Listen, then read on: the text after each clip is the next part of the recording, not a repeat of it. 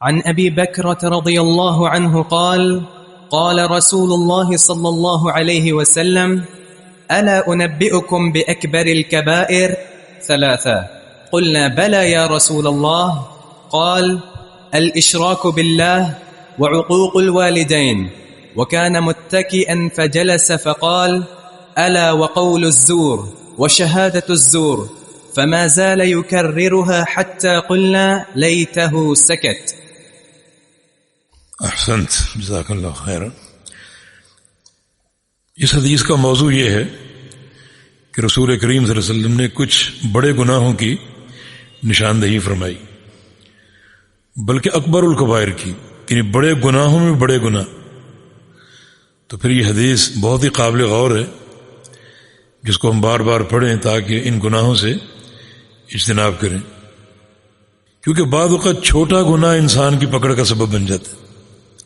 صحیح بخاری میں نبی علیہ السلام کی حدیث ہے، عبداللہ بن عباس کی روایت سے، کہ مر رسول اللہ صلی اللہ علیہ وسلم بقبرین فقال انہما یعذبان وما یعذبان فی کبیر، کہ نبی علیہ السلام کا دو قبروں کے پاس سے گزر ہوا، فرمایا کہ دونوں قبروں میں عذاب ہو رہا ہے اور ان کا عذاب کسی بڑے گناہ کی بنا پر نہیں ہو رہا. اب قبر کا عذاب کوئی معمولی تو نہیں، ایک شخص کی قبر جو ہے جہنم کا گڑھا بن جائے، 99 سانپ چھوڑے جائیں، ہتھوڑے برسائے جائیں، اس قدر قبر تنگ کر دی جائے کہ پسلیاں یوں داخل ہو جائیں ایک دوسرے میں، یہ عذاب قابل برداشت ہے. فرمایا کہ عذاب بھی چھوٹے گناہوں پر ہو رہے. اما احدہما فکان یمشی بالنمیمہ، ان میں سے ایک چغل خور تھا. واما الآخر فکان لا یستنزع من البول، دوسرا شخص استنجے میں احتیاط نہیں کرتا تھا. حدیث میں اتقوا البول فإن اکثر عذاب القبر منہ، کہ استنجے میں احتیاط کیا کرو، زیادہ قبر کا عذاب استنجے میں بد احتیاطی کی بنا پر ہوتا ہے. یہ کبیرہ گناہ ہیں لیکن ان سے بچاؤ آسان ہے. تو ایسے گناہ پر اگر عذاب ہو سکتا ہے تو کبیرہ گناہ پر کیسا عذاب ہوگا، اور اکبر الکبائر پر کیسا عذاب ہوگا. کبیرہ گناہ کی تعریف کیا ہے؟ ایسا گناہ جس میں دنیا کے اندر کوئی حد بیان ہو، جیسے زنا ہے اس کی حد رجم، اس طرح جو ہے وہ تہمت، جھوٹی تہمت، 80 کوڑے، چوری، ہاتھ کاٹنا، یہ حدود ہیں، یہ سب کبائر ہیں.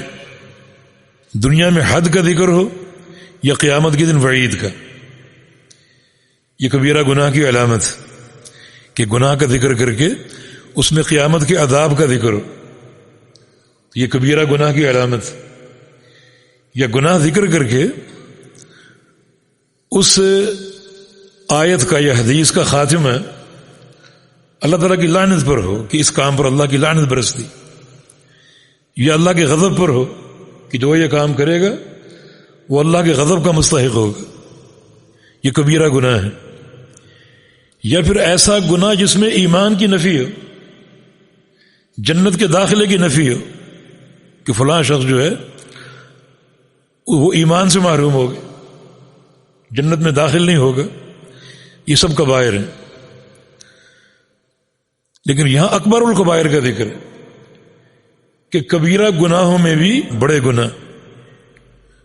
ابو بکرہ اس حدیث کے راوی ہیں، فرماتے ہیں کہ رسول اللہ صلی اللہ علیہ وسلم نے ارشاد فرمایا الا انبئکم باکبر الکبائر، تمہیں کیوں نہ خبر دوں ایسے گناہوں کی جو اکبر الکبائر ہیں، بڑے گناہوں میں بھی بڑے گناہ ہیں. قلنا بلا یا رسول اللہ، کیوں نہیں؟ فرمایا کہ الاشراک باللہ، اللہ کے ساتھ شرک کرنا، یعنی بڑے گناہوں میں اسے مقدم کیا گیا. مانا یہ سب سے بڑا گناہ ہے، سب سے ہیبت ناک گناہ ہے، کیونکہ اس میں اللہ تعالیٰ کے حق کو بندہ پامال کرنے کی کوشش کرتا ہے. اللہ تعالیٰ کے ایک ہی حق ہے، اب حق توحید ہے، ان تعبدوا اللہ ولا تشرکوا بہ شیئا، کہ اللہ تعالیٰ کی عبادت کرو اور اس عبادت میں کسی کو شریک نہ ٹھہراؤ. دو حق کہہ لیجیے، کیونکہ توحید نفیاً و اثباتاً اللہ تعالیٰ کی عبادت کرو، یہ اثباتی حق، اور کسی کو شریک نہ ٹھہراؤ، یہ منفی حق ہے۔ تو تمام ان کبائر گناہوں میں اسے مقدم کیا گیا۔ اور پھر بحقوق الوالدین، والدین کی نافرمانی، جو مخلوقات ہیں، رشتے ناتے ہیں، ان میں سب سے اہم رشتہ والدین کا۔ من احق الناس بحسن صحابتی، پوچھا گیا کہ کون میرے حسن تعلق کا، حسن سلوک کا سب سے مستحق ہے؟ فرمایا کہ والدہ۔ پھر کون؟ فرمایا کہ والدہ۔ پھر کون؟ فرمایا کہ والدہ۔ پھر کون؟ فرمایا کہ پھر تیرا باپ بھی۔ تو بندوں میں مقدم حق رشتوں ناتوں میں والدین کا، تو اس لیے توحید کے بعد والدین کا حسن سلوک کا ذکر ہے۔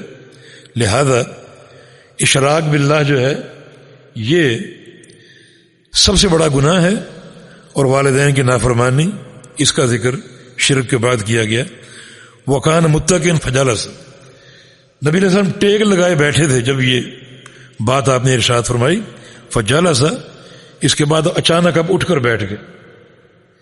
اگلا گناہ ذکر کیا اس کی ہیبت کی وجہ سے اور اس کی خطورت اور عظمت کی وجہ سے اٹھ کر بیٹھ گئے۔ فقال، اور فرمایا، الا وقول الزور بشہادت الزور، جھوٹ بولنا یہ بھی اکبر الکبائر میں سے، اور جھوٹی گواہی یہ بھی اکبر الکبائر میں سے۔